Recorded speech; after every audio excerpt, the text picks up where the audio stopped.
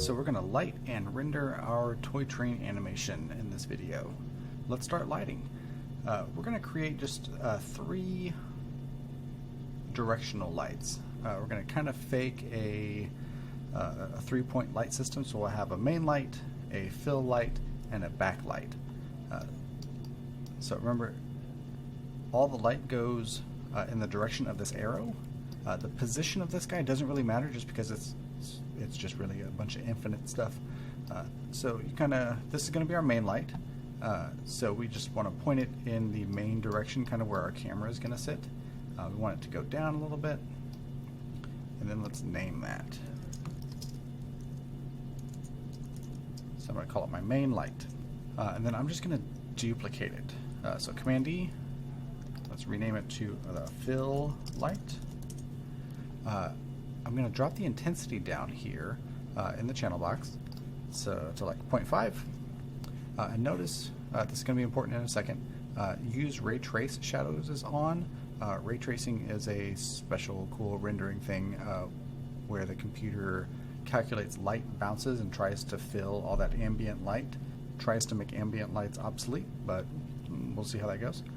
I do just want to turn this just kind of on the world axis, so I'm going to double click on my rotate tool to bring up those tool settings, and then change my axis orientation to world, just so I can turn that guy kind of perpendicular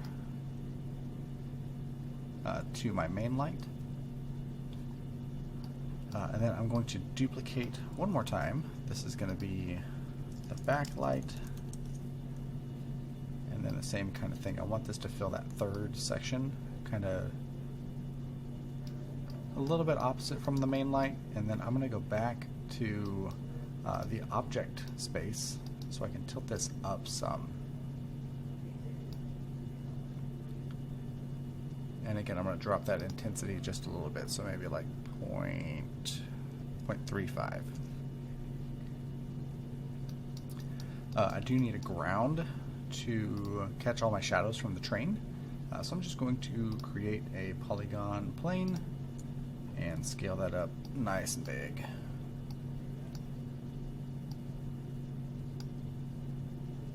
Let's call that my ground. And before we go on, the ground is going to be blocking that backlight, so let's go into the attributes of this ground object, go to the ground shape node here, and then under render stats, let's turn off cast shadows so that we can get the light from the backlight. And so let's render this out and see what happens. This little clacker board right here without the eye, it'll show the render view and actually render out the frame. Alright, so you may notice I don't have a lot of shadows here. And that's because we're using the Arnold renderer. The Arnold renderer has its own workflow, its own materials, its own lights. It is really just its own thing. It can create super awesome renders, but like I said, it's its own beast, and we didn't follow the workflow for that. So we need to switch back to the Maya software renderer. And if we render this out, it's really plain. There's no shadows, not much is really happening.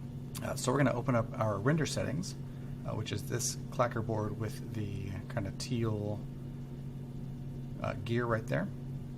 So we'll open that up. We can also change the renderer here as well. But if we go to that Maya software tab, down under ray tracing quality, we can turn ray tracing on. And now if we render, now we're seeing those shadows. So now before we render out the whole scene, we need to come back to our render settings. Under the Common tab, let's change the image format. Let's give ourselves JPEGs. Under Frame, the animation extension, right now it's going to only render out a single frame. So let's change that. My personal preference is this name and then with the underscore and the frame number. So that uses, it's going to use the scene name. It would use this file name prefix, but it's not set, so it's using the scene name. And like I said, I like, just personal preference here, the underscore and the frame number. As we go down, we need to tell it the frame range. So we start on frame 1. The default here is 10. So make sure you change that to your ending frame number.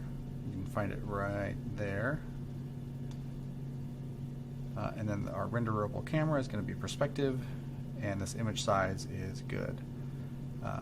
So the last thing we need to do is set up our camera so we get a really good shot. So you may notice that there's a slight difference between what I can see in my perspective view and what I'm getting in my render view. The render view is based on that image size preset that was in the settings. And so if we come up here to the viewport menu, this one right here that kind of looks like a teal Japanese flag, that will give us the resolution gate.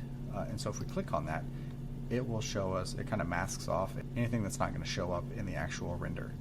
So this is what we would see. And so adjust your camera, maybe try to hide the fact that that last car isn't actually attached right there in the beginning. So something like this. I can scrub through, let's see, we'll get a nice go through there. Thinking about composition. So this frame would be really good. It's going to hit in that rule of thirds, that bottom right third. So a lot of our action is happening, not just in the middle, but we can see other things. And yeah, it's going to go off, and that's fine. But the middle is really where we'll show off our project. And then finally, we're going to switch from the modeling menu set to the rendering menu set. Then we'll go to render, render sequence.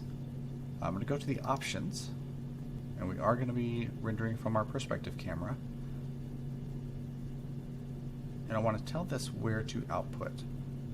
If I click on that folder, I want to tell it to go to the images folder in our toy train project. So it's opening up there. I'll tell that to select that location, and then I'll click on render sequence and close. It's going to go and render each and every frame and save it out to that folder.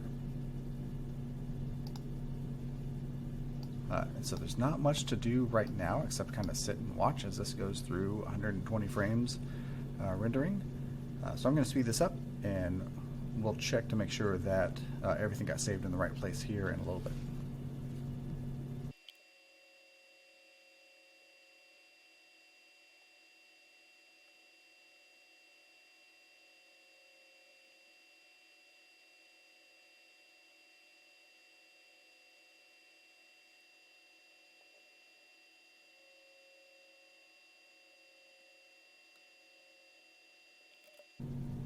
Alright, so now we're all done.